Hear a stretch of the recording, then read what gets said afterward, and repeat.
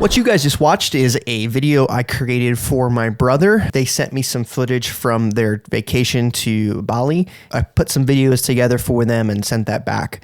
Actually, while I'm filming this right now, currently I have not seen a single bit of this footage. What I thought I would do is create a video documenting my time looking at this footage and putting it together and give you guys some tips on my creative workflow when it comes to editing travel films. If you guys are new to the channel, then please consider hitting the subscribe button down below and the bell icon to be notified when I post new videos. Currently, I'm posting one a week. I primarily cover outdoor and nature content. I'm a landscape, wildlife photographer, and outdoor filmmaker. So if you guys enjoy the outdoors, then you would really enjoy some of the content that I produce. At least I hope you would enjoy the content that I produce. I also cover how to edit and process videos and photos. So I do some tutorial stuff. So if you guys like that periodically, I will be posting those. And I also do tutorials on growing online businesses and on how to live a flexible life in this new day and age. So if you are a video editor and you are curious on how I process or my process on editing, then there might be some stuff in this video that you guys enjoy. If you guys are interested in hiring me to edit some of your videos, then you can go ahead and look in the description down below. I have a link for you guys to click on and you can get in touch with me and then we can get to work. So what we're going to do is we're going to go ahead and get this sucker uploaded and we'll start editing some of this footage. All right, so the first thing I'm going to do is go ahead and dump the footage into a folder. I can go and get it later on. So I have just the two windows open right now. It looks like everything is going to be coming from a GoPro. So we'll come over here and we will create a folder that says GoPro. And then I'm going to come up here and click the type button. Oh, there's a couple photos in there, so maybe we'll do something with that later too. I'm looking for all the MP4s. So I'm going to click the first one, go all the way to the bottom until I find the last MP4, hold shift, click again, and that will highlight all of those. And then I'll drag these over and we're probably gonna wait for a minute. Okay, now that we have everything copied over, it's time to open up Premiere Pro. Premiere Pro is my go-to editing software. I've dabbled with DaVinci Resolve a little bit, and I might start to do that more in the future. But for now, Premiere Pro is my go-to. I've just worked with it for so long now, it's hard for me to switch fully. So what I'm gonna do is open a new project. We will select where I want this to go by choosing a location. Cool, we're gonna select that folder. I'm going to name this, let's just say editing video tutorial. Sweet. And what I will do is just hit create because I want to manually import my footage. Now your guys' timeline and everything is going to look different. I have the two monitors, so I have it laid out specifically for that. Up in the top on my one monitor, I have my project. So this is where all my folders and organizing goes. The source, so anytime I'm looking at anything from my project folder, it's going to show up over here on the source monitor screen. Then I have kind of all my text-based stuff and graphics and everything. I have effects here. So that's, the different effects that we'll probably use a few, we'll see.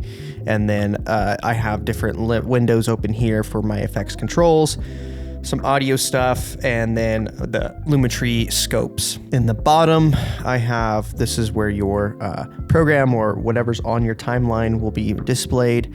I then have my Lumetri color panel over here, and then obviously my timeline and my audio. That's just how I like it. It works for me. What I'm going to do though is come in here and grab that footage, drag and drop it into this area over here. So we'll go grab the GoPro and bring it in here. Aight. Okay. We got 146 items. Cool. And what I want to do is actually see, I kind of want to see what they have going on here in terms of footage. So let's come up here and go to properties. We're going to right click, hit properties, and oh cool, we got some 60 frames per second, so we can have some fun with that. Let's see, this is a shot of just him. I don't know if he changed it. Properties.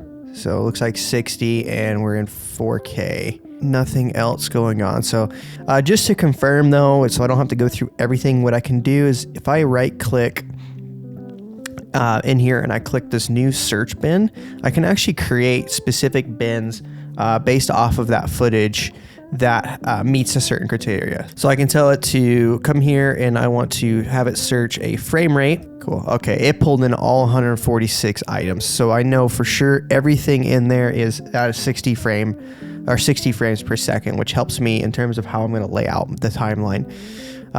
You could also search for, we'll do this in my folders, is I'll create another search bin and look for frame rate. 23.976 is the 24 frames per second frame rate, and that is typically what I shoot in. So if I search that, there's nothing there. So that's one quick way you guys can search between all of your different footage. Now that I know everything on here is at 60 frames per second, what I'm gonna do is actually prep a timeline, but my timeline is gonna be set to 24 frames per second. So what I want to do now is sift through this footage before I do anything else. So I don't really care about the timeline. I will prep a timeline later on for when I actually edit. I just want to look through what they have and start sifting through good and bad. So I'm going to do is click into the folder, click the first one, hit Control A. Now I have all of my clips selected. And I'm going to drag it down and put it on this little highlighted blue tab, and you'll see now in the bottom I have all of our footage on the timeline laid out, which is beautiful. Now I can go through and quickly sift and see what I want to maybe use and what I can't use.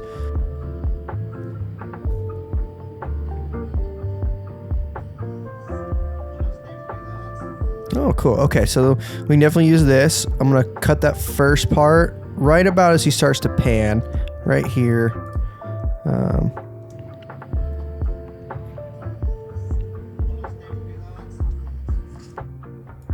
That's a good clip. Okay, and I also have keyboard shortcuts set up, so sorry if I do that. I mean, I'm not going to go into that video on how to do that. I can do something later on and teach you guys my keyboard shortcuts, but keyboard shortcuts are life changers. So I have pretty much everything set that I need to my left hand, so that my right hand never has to leave my mouse, unless certain other tools. But for example, if I click this and I click F, it's going to delete that space for me and bring everything to that same clip. If I click R, it's going to bring up my razor tool. If I click A, it's going to give me my selection tool. 1 and 2 I have set to my zoom. 3 and 4 are track forward by keyframes. So that's a quick rundown, but let me know down in the comment section if you guys want me to walk you through my keyboard shortcuts and my theory behind it. But go to this next clip. Pretty cool. Got a kind of a fisheye effect. I like this because I can use that bike there for some sound design later on.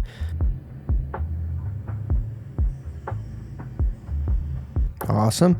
So I can actually probably keep most of that in there. We got more going on here. Trim off the front end of this. Cool. And then I'm just going to scrub through this just to see if there's anything. For example, like we don't need this him stopping. We want to keep things going because we're traveling. We don't need to show that. Oh, cool. Awesome. That's going to be a good shot. That's him and his wife there. So we'll be able to use that later on. And then just add a habit. If you notice, I just saved. But I'm not going to sit here and show you guys how I'm going to sift through all this the entire time. What I'm going to do is just go ahead and sift through everything and then kind of let you guys know a game plan that I've come together after looking at it.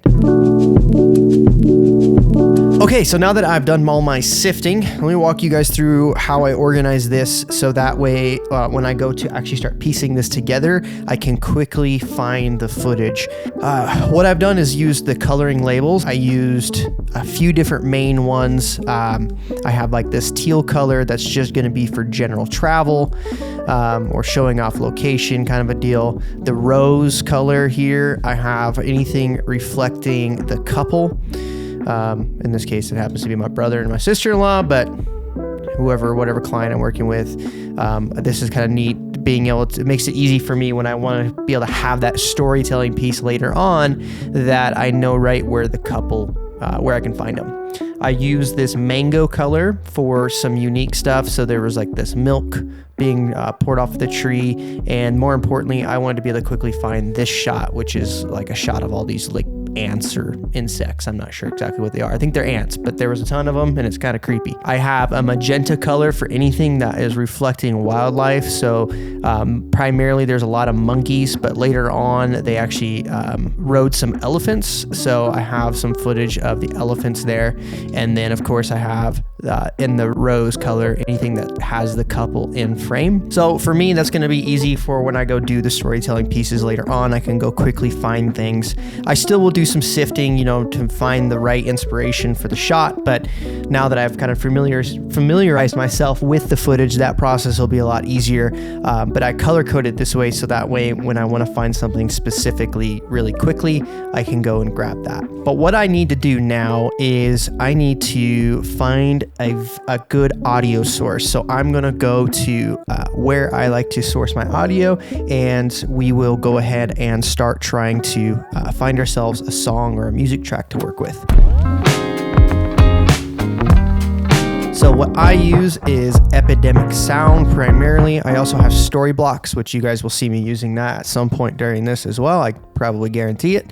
But what we're going to do is kind of, I don't know, I have a few different vibes for this video because there's some upbeat stuff. If you look here, they have some like rapid stuff. They have some also peaceful like hotel looking stuff. They have the monkeys.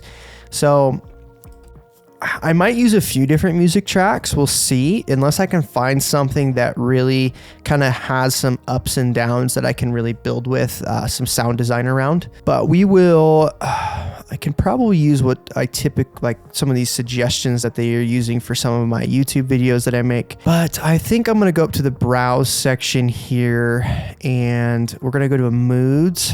And I'm thinking Euphoric might be a good place for us to start. So then I'll just start listening to music tracks here. Yeah, not really. It's got some possibilities. Yeah, it doesn't really fit it.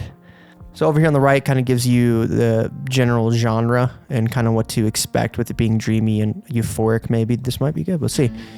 Nah. All this stuff is a little too heavy. So let's go back to our browse. Go to our maybe themes. They might have some good stuff underneath themes. Let's see. Vacation vlog area might be pretty good. Let's see. I've used this song actually before, so this might be good. Let's go to the bigger part, see what we...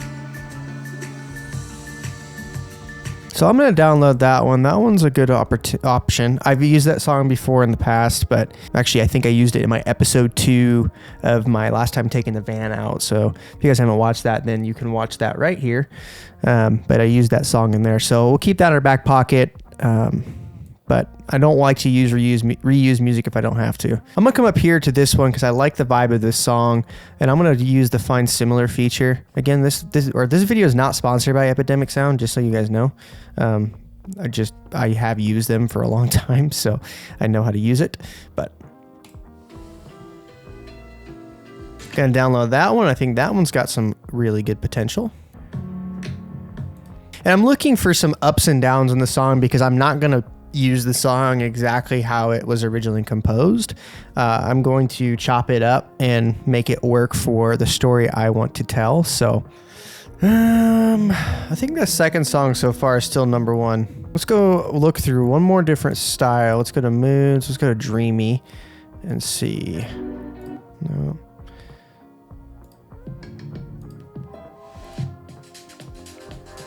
And I'm quick. If you guys can't tell, like if I don't like it off the bat or doesn't hook me off the bat, I know it's not filling the vibe that I'm thinking this video is going to have. So don't waste too much time. If it hooks your interest, listen to it through and then download it, and then you can use it later on and kind of get a feel for it with the footage. But don't waste too much time grinding over every individual song. No, we'll go check one more. We'll go underneath themes here. Nature is usually a decent one. Let's see. That's got a potential. That's pretty. I might be able to tie that in with another song track. So I might be able to use that song like right there to bring a bigger part of the video. That little walk down that happens, that little ba-na-na. That might be able to work with this. Yeah, I might be able to make that work. So then what I'm going to do now is I'll just import those songs I just downloaded. Cool. Kind of get it, refresh my mind. I like that. I'm really liking the beginning of that one. I think that might be our song. So then what I'm going to do now is I'm going to set up the timeline. So what I'm going to do is come over and click this new item, create a new sequence. I'm going to name this travel video just for fun. I am going to use my typical 24 frames per second, 20 or 4K timeline. And the reason I want to do that is that's going to allow for me to slow down that 60 frames a second footage and create some more slow motion stuff and smooth out some of the micro jitters and things like that. So what I'll do is bring in this song that I liked. I usually typically would still do it manually because I like to build out the song myself. But if I go here, right click, remix, enable remix, I can come over here and make my target. I'm thinking I should make this video around 1 minute and 30 seconds. So they actually did a really nice job remixing that in terms of making it more of a usable space for me to work within. I could also change out the music to different parts of or different songs, but I think we're going to stick to this right now. Well, compared to the beginning parts of this video, this has actually been filmed a couple weeks later. I did film the rest of it going into sound design and my layout and everything, but for some reason the video recording software that I was using, which was a new style software so I could try to record both screens at the same time, it didn't really work there towards the end. So I am now re-recording this after watching some of the edits. So, but also looking at how far along this video is going right now, I decided to just make this last portion all of the sound design, effects, transitions, and kind of walk you guys through maybe shot by shot some of the things that I did and why I did it in terms of storytelling, and then we will wrap up the video. So let's jump back into the recording here. So what we'll do is I'll walk kind of shot by shot, walking you guys through, and then we'll come back through and I'll show you guys the sound design portion. But this opening shot's actually a stock footage clip I got just to help kind of fill out the story. Got it through story blocks. It's just of a sunset and them flying. I wanted to introduce one of the characters pretty quick, so I went ahead and threw a shot of him throwing the peace sign up here in front of the airplane, which ties into the last shot, which is why it kind of works. It makes it look like they're just now getting off that airplane. So it's kind of starting to get a little bit bigger. So I use these zoom transitions that I get from Film Impact. Again, not sponsored or anything. I like the Film Impact stuff. It's simple to use, drag and drop. It speeds up my workflow and it looks really good. So I'm all about efficiency, and Film Impact is something I use all the time. Actually, even a lot of my title animations I create, I use just Film Impact and just regular titles. So now what I did do on this shot is you'll notice I did put some rotation on it. I did scale it up a little bit, and I did that so I could straighten out the shot just a little bit. So like if I got rid of this rotation, let's see, it's just subtle, but I think compositionally it just helped it out. And then if you actually look down here, but I have it set to 40% speed, and that makes it slow motion, so it smooths it out quite a bit, gives it a nice cinematic kind of vibe. Cinematic, it's really not cinematic. I don't know why we say that. It's epic. How about that? Again, I slowed this clip down to 40%, so it's slow motion. And then this is where the edit really starts to pick up and getting leading us up to the main part of the shots.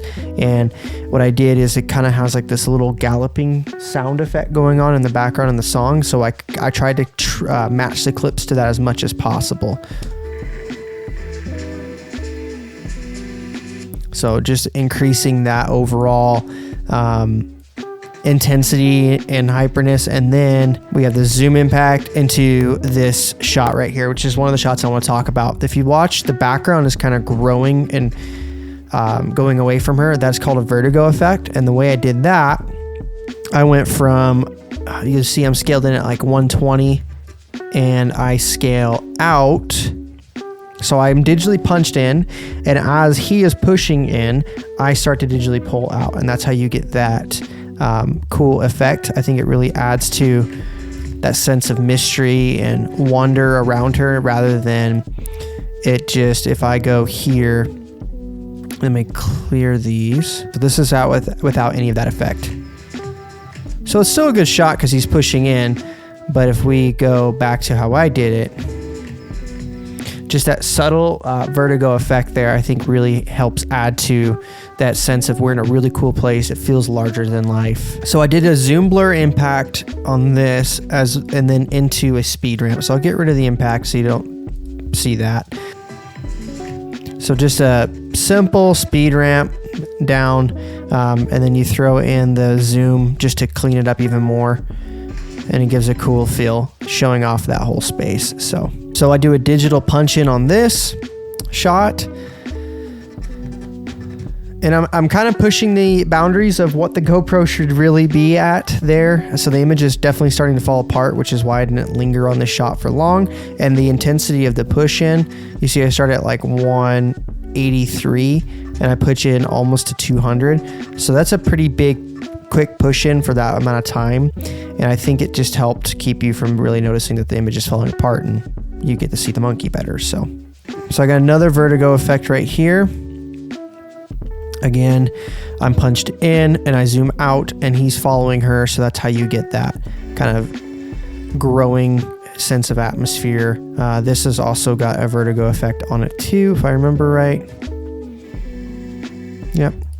And then I did do some shot correction on this one by punching in and reframing. The beauty of 4K footage. So what I had to do on this one, you'll see I have the cross dissolve between, and that's just because this clip was two separate clips, or it was the same clip, but because it was shot on automatic, like an automatic mode, as he shifted from those highlights to the shadows, there was a big drastic change in exposure, and it was kind of jarring. So I actually put two different Lumetri colors on these and then just blended them together just to make it as smooth as I possibly could. Like if I remove all that, and now you can see. So I just, again, by making it a little bit more subtle, I feel like it just helped add to the edit, not take away, and helped kind of correct some camera mistakes. And then towards the end of the video, you'll notice I start to do more of a pull-out effect instead of pushing in all the time. And that's just because I'm trying to give our viewers a sense of, hey, the video's wrapping up. We're kind of moving away from this. And then, of course, yeah, at the end, we have the funny gag moment. But the main things that I looked for was trying to help increase the travel wonder, so like the sense of awe. So that's where the vertigo effects come in. I use some other tactics and stuff. And then I always try to establish scene and subject. So scene meaning where are we at, and subject meaning our two subjects. So them traveling through this cool, beautiful place. So I want to show off the beautiful place, show off kind of what they're doing, and I want to keep reminding our viewers who is doing it. So that's why I have periodically shots where I made sure to focus on our subjects, even if it is just actually a shot of just them, them specifically just there, right? So that's kind of a trick that I like to do. But let's go back through and let's talk about some of the sound design, especially this early part. Well, I hope there was a couple nuggets in there for you guys to kind of take away from my workflow, my process. Again, if you want me to maybe edit a video for you like this, then get in touch down below. I'd be more than happy to work with you guys. If you guys want to see more content like this, let me know down in the comment section below as well. Like I said, I'm primarily an outdoor wildlife photographer, and I do a lot of content in terms of me traveling and documenting my time as a landscape and wildlife photographer. But this week, the van was actually out, so I went ahead and took advantage of an opportunity to still create a video for you guys and show off some of my behind the scenes stuff for those who are also content creators and like to see that stuff. So I'm also going to have some photo editing things coming out, and I also have some more construction projects on the van about to happen, and hopefully some more trips planned here in the near future. So if you're new or newer and you made it this far, then please consider hitting the subscribe button down below. It does help. Also hit the bell icon because you want to make sure you're notified of when I post a video. Since you subscribe, that means you might want to watch a video, and that will help you know when I'm doing that. I typically am posting 1 video a week. I'm also posting a bunch of shorts, so if you guys like the short form content, then check out my channel. I'm trying to think if there's anything else that I need to say to you guys, but not really. So I'm gonna go ahead and wrap this up so I can get this video finished and exported, and I'll be seeing you guys in next week's video. Peace out.